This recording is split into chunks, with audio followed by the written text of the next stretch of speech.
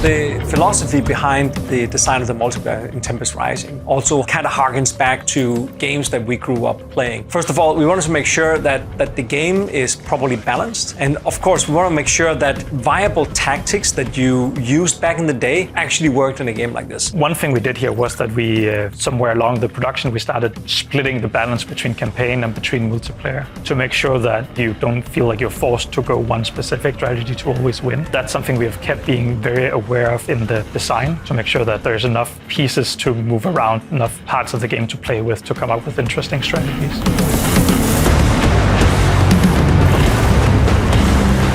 I think it started from wanting to respect the player's time. What we wanted was to kind of get right to the point.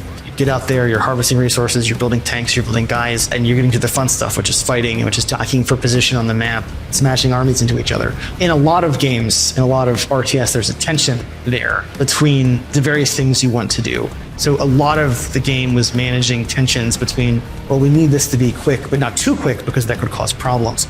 And a lot of design decisions are kind of managing these tensions.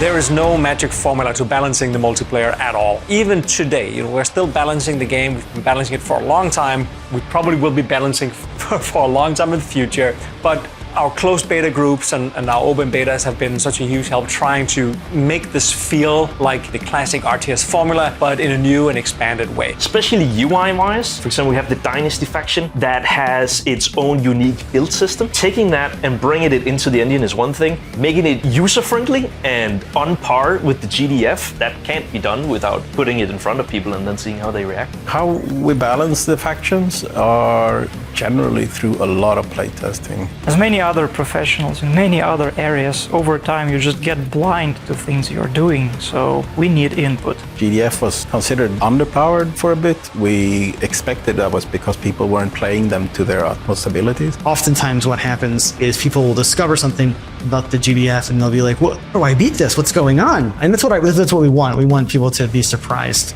As you learn the game, it kind of opens up. Something we noticed in the closed beta then was that people started to figure out GDF and then suddenly they were more coming out on top a lot of the time. So we might have imbalances that is only really perceived at the top 10% of players. The challenge there is course correcting in a way that only impacts the imbalance at the skill level where it exists without creating like a ripple effect where it all of a sudden swings the other way at higher level or lower levels.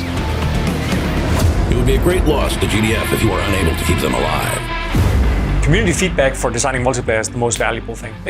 I would say it's impossible to make a great multiplayer game of this scale and scope without player feedback. We have done all the testing we could. We have played against each other in the office. We've played against the QA department. But the true test there was getting it in the hands of the community and seeing players of also a lot of different skill levels interact with the game. Like, for example, some of the first feedback we got from the first demo was unit responsiveness. So that was some of the first things we improved right after that. Like, we wanted something that felt snappy enough that you could play around with it, but also had a weight to it, so it didn't feel like you were moving around like plastic tanks, that it actually felt like a tank had weight to it. Then later on, once we went through the closed beta, some of the feedback we got was air units. So that was also one of the things that we definitely increased dramatically responsiveness to those. And being able to course correct based on that and polish based on that it's been absolutely essential to the process. We have a lot of really passionate players. It's actually great. There's been a bunch of players who come in and they say, "What is this? I don't like this. This is ridiculous." And then they stick around and we've actually turned them around and made them kind of evangelists for the game, which feels really good.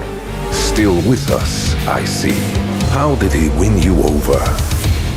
If there was a specific moment when playing on the game that I felt changed everything, it was when we started getting in some of the nice-to-haves for the UI, like status effect updates. Why is this guy suddenly walking so slowly, for instance? And that made you a lot more aware of what is going on in the game. The biggest design channels that I've encountered on the project, and I think I speak for more than myself on this one, it has definitely been around the UI. Whenever there's something new and cool we want to do with the game, the question always comes up, okay, but how do we communicate it to the player? So it's a gift that keeps on giving. Every time something new and cool, it's like, oh, we can just do this. It's like, yeah, but where should the icon go? What button do we use for it? How do we make sure that it doesn't take the focus away from something else that's really important? So I think, yeah, that is definitely That's definitely a huge challenge. There was actually one point with the Tempest Dynasty where we were considering having actual power cords that connected your power plants to your buildings. And we spent some time trying to mock up how that would work. And we ended up dropping it because it got too complex. And every single time you implement a new feature that's cool on paper and it's kind of fun to play, it can really throw a wrench into the rest of the game in a bad way. Because all of a sudden you make the game overly complex. Or by introducing this one new feature,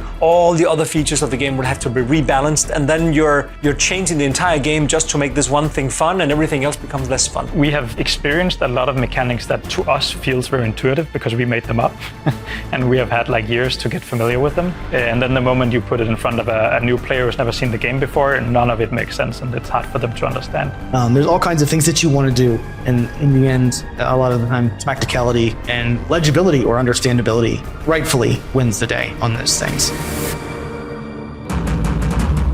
Our approach to mission design in Tempest Rising was pretty fun, actually. In the beginning, when we sat down with the game design, we wrote this document that included every single mission type that we could find in any single RTS game. And based on that, we then wrote a list of everything that we thought made us feel really good in RTS games. And then that list and the list of mission types, we cross-referenced them, and then, okay, now we have this bucket of mission types and objective types that they want in the game. Based on those, we gave the mission designers free hand to say, okay, we need this many missions. This is the main storyline of the game.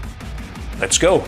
There were levels where we needed to lean deeper into making it possible for the player to pick any route, because otherwise the player feels forced into a certain play style, and we never want to do that. Because, okay, I'm in love with my porcupines now, I want to blow up everything with just them, and then suddenly there is a mission where they just don't work. Many people get stressed about that. Yeah, sometimes we actually reward the players to explore a bit more, because the players that just want to build like a big army and just go through the main gate, they usually don't explore as much. They don't need that stuff. But the players that like to go in with a smaller group of like specialized units, they get rewarded for exploring the level. So they kind of make up for the lack of amount of units. The philosophy behind multiplayer levels and the design of them are heavily based on equal playing field between both players, no matter what faction you're playing, trying to cater to basically all player strategies. And it all starts with theory and a piece of paper. I would just lay out things I want to be the thing for this specific multiplayer map. Thinking all that, lay out the map in 3D and a lot of testing, guess what? We were always expecting to have like smaller armies, quick tactics, close quarter combats, but saw that we were kind of lacking in more grand scheme designs that could let the player expand a lot more. One crucial thing to have is player data, because people rarely are right about the root cause of an issue, and only data can hint on what that actually can be. So proper multiplayer balanced map is only possible after release of the game, after some time has passed. That's what I strongly believe in. I hope players see the vision and passion behind Tempest Rising. The game is made by a group of people who are extremely passionate about what we do. I hope that people see the energy and the passion, how much work people put in, especially all my colleagues. I know someone like Fred, for example, Brandon, Melde, Christian as well, especially also the mission team for the single player campaign. Washe, John, Jacob, Dima, everybody across the entire studio, I'd say, has put a lot of energy, not just into the project, but also getting closer to each other and really bringing it across the finish line. With all the work put into the project, I really hope that people are just gonna like it. It has been like really hard work and all, and it's been really fun, and I'm a bit sad that it's kind of over, but I'm also happy to see it finally out. After all this time, it has been an everyday occurrence for you, but for players it might just come up this week and it's like, oh, this game suddenly exists. And for them to see something you've poured blood, sweat and tears into for a long time, it's scary, but it's also exhilarating. This team has never done an RTS before, but it's a team that was established to create what we always dreamt of seeing other studios do, but never did. So we're now doing it.